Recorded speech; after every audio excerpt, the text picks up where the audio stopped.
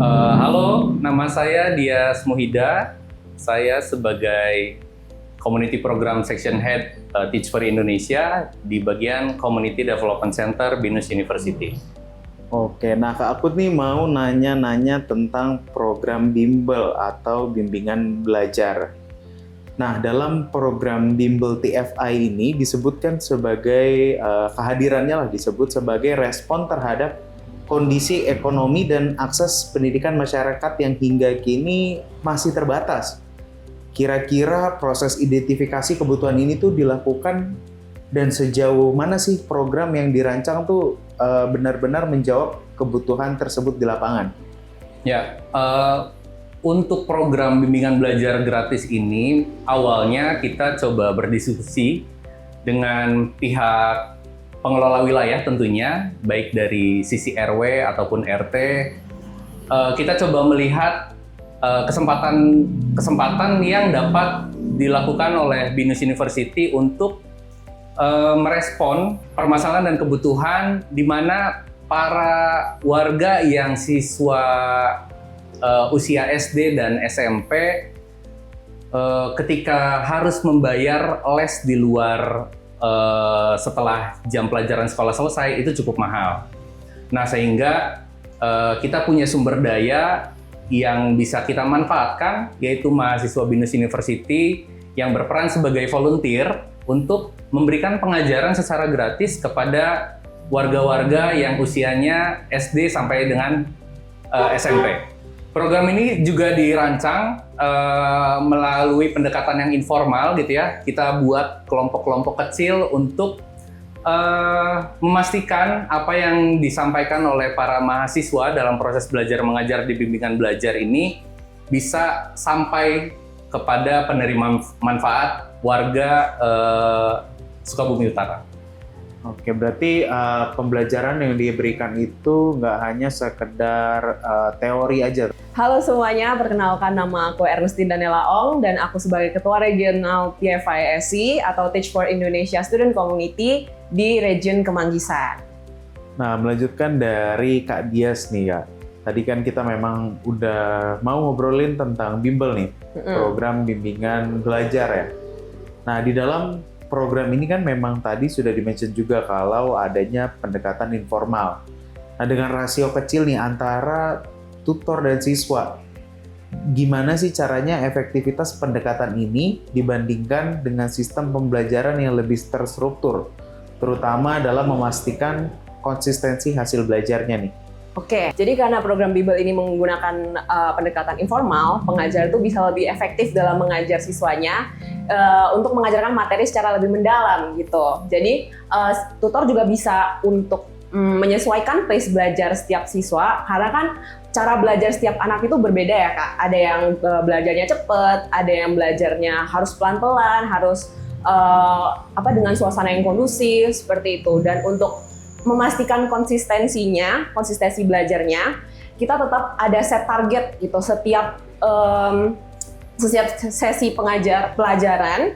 Kita set target kira-kira hari ini target kita adalah mengajarkan tentang materi apa dan sejauh mana. Seperti itu sih Kak.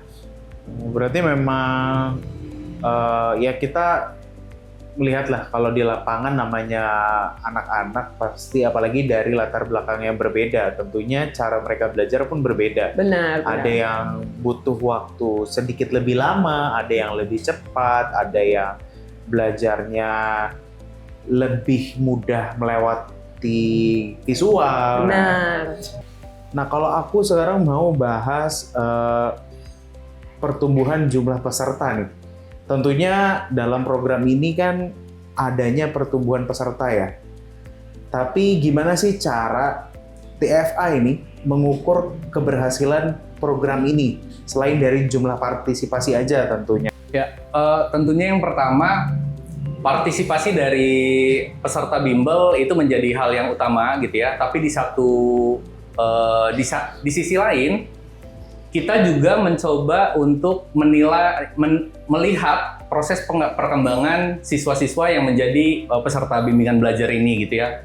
Pertama dari peningkatan nilai, kita biasanya dalam proses awal mula bimbingan belajar kita buka pendaftaran. Di dalam pendaftaran kita meminta para orang tua untuk menginput nilai mata pelajaran yang diajari di program bimbingan belajar ini. Salah satunya itu ada matematika dan bahasa Inggris. Kita melihat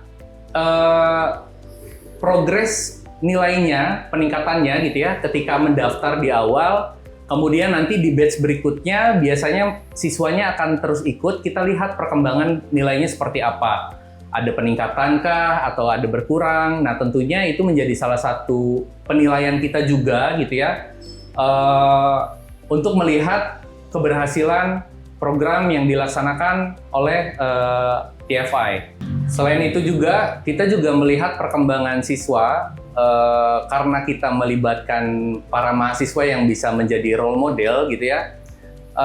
Para siswa juga lebih jadi aktif bertanya. Mungkin yang sebelumnya awal-awalnya lebih malu-malu, sekarang lebih banyak aktif bertanya. Kemudian banyak inisiatif-inisiatif dari siswa yang memang dibutuhkan untuk usia perkembangannya. Berarti dalam program ini tidak hanya come and go ya, tapi kalian juga mempunyai tolak ukur, salah satunya selain dari nilai pun dari sifat anak-anak yang ikut ya. Seperti yang tadi udah di-mention, mulai dari awalnya malu-malu sampai mulai aktif bertanya, itu kalian nilai dari sisi itu juga. Nah tapi kan Kak, mengingat program bimbel ini kan berbasis volunteer ya, gimana cara TFI memastikan standar kualitas pengajaran tetap konsisten, mengingat latar belakang relawannya ini beragam nih, banyak banget. Ya, justru itu yang jadi keunikan kita gitu ya. Mahasiswa BINUS University ini kan dari berbagai macam daerah gitu ya. Itu menjadi salah satu penguat, tidak hanya daerah, bahkan jurusannya pun berbeda. Tapi mereka memiliki semangat yang sama untuk mencoba untuk memberikan kontribusi kepada warga sekitar BINUS University. Ditambah kita juga punya tuntutan dalam hal proses pengajaran, menjadi volunteer itu tidak hanya satu kali aja, tapi wajib minimal 5 kali pertemuan. Sehingga mahasiswa mungkin di awal-awal pertemuan juga masih beradaptasi gitu ya. Harapannya di pertemuan-pertemuan berikutnya itu bisa lebih beradaptasi dengan kondisi yang memang dengan tempat yang cukup terbatas. Nah, di satu sisi kita juga menggandeng pihak Student Support Office BINUS Kemanggisan dan organisasi kemahasiswaan yaitu Teach for Indonesia Student Community, di mana kita sebagai TFI mencoba untuk menjadi wadah para mahasiswa-mahasiswa yang memang memiliki keinginan untuk melakukan atau yang memiliki jiwa volunteering. Kalau dari TFIC sendiri, kita sebelum memulai pengajaran, jadi di awal batch itu kita adakan pelatihan untuk aktivisnya, untuk para pengajarnya.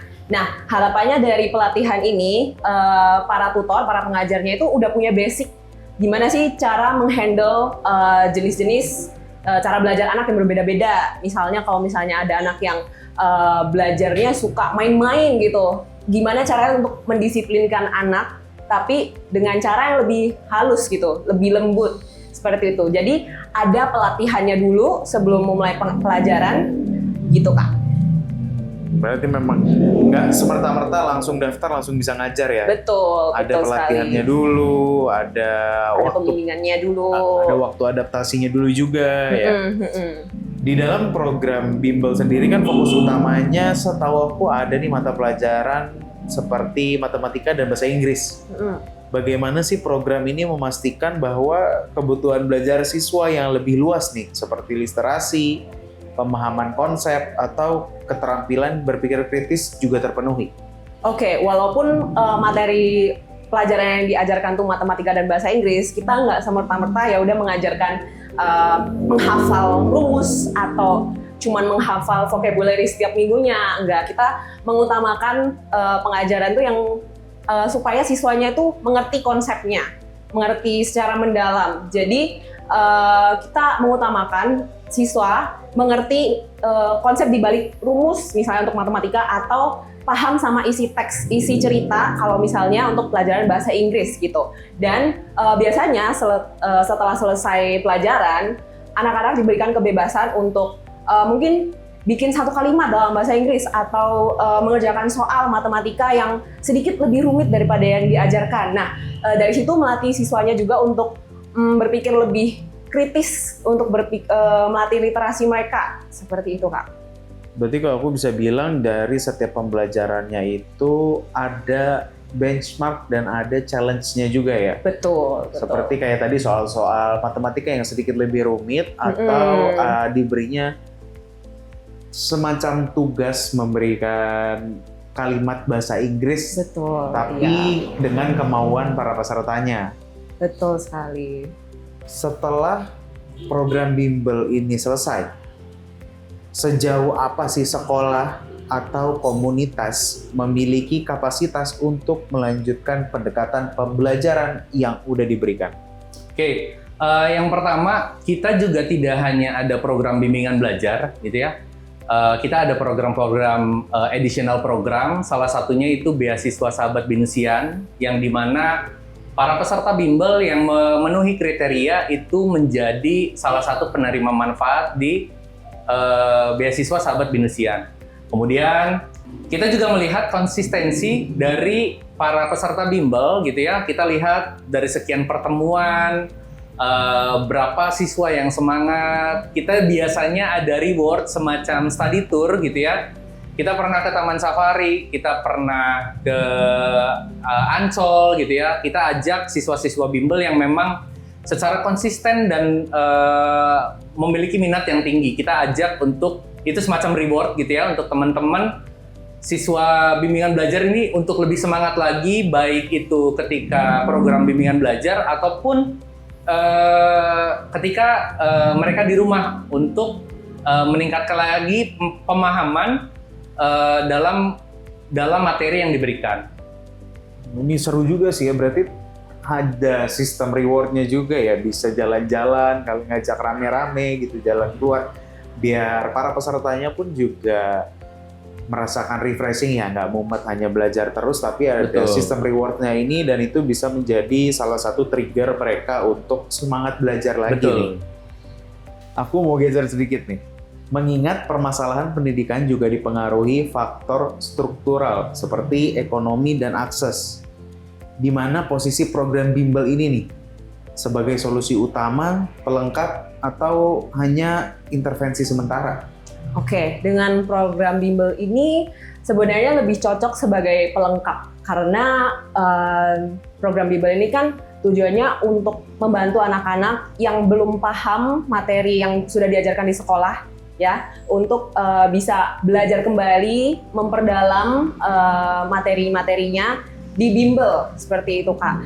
Dan karena program bimbel ini juga tidak dipungut biaya ya, jadi ini bisa mengurangi kesenjangan belajar untuk setiap anak. Jadi setiap siswa bisa mendapatkan kesempatan belajar yang sama, seperti itu, Kak. Ya, berarti memang kalian juga memberikan opportunity ya untuk Betul. anak-anak yang mungkin ada kesusahan. Betul, karena kan tidak semua siswa mendapatkan kesempatan untuk bimbel yang berbayar seperti itu. Jadi bimbel ini bisa menjadi wadah untuk anak-anak.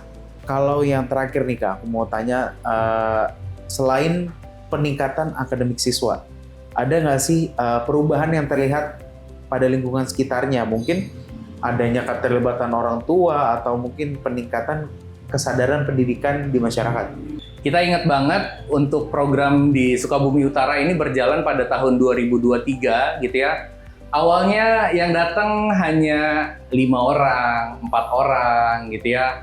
Kemudian dari mulut ke mulut, akhirnya orang tua juga tahu adanya bimbingan belajar ini secara gratis. Kemudian berkembang menjadi satu kali pertemuan itu bisa sampai 15, bahkan sampai 20, terbagi ke beberapa kelas, gitu ya. Dari situ kita melihat bahwasannya memang ini merupakan program yang memang tepat, gitu ya, karena yaitu tadi di awal sudah disampaikan adanya keterbatasan secara mungkin secara finansial dan lain sebagainya. Kita hadirkan bimbingan belajar ini secara gratis, dan memang jika diukur secara kualitatif gitu ya, apa yang disampaikan oleh orang tua murid itu cukup kepada kita tuh banyak mengucapkan banyak terima kasih, kemudian cukup semangat, bahkan ada yang sampai memohon dari area di luar Kelurahan Sukabumi Utara untuk diadakan program yang sama atau bisa ikut di program bimbingan belajar di area Sukabumi Utara.